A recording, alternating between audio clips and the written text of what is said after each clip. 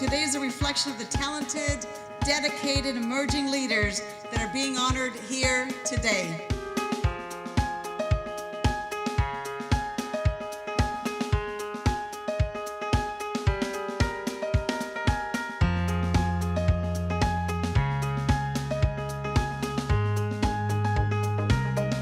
These are young people who either live or work in our district, or they're volunteering in our district.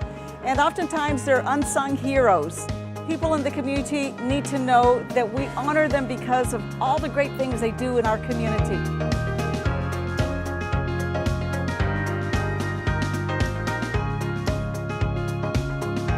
I didn't expect it. It's just very humbling. I think there's a lot of other people out there that obviously are doing much more than I am, and it's not only part of my job and it's a passion of mine, but it always feels humbling and exciting to be recognized for the work that we're doing. My business is going to keep succeeding, so hopefully I can get invited next year, and that's all I have to say. Our future is in good hands. I think that we have so many young people that need to be recognized.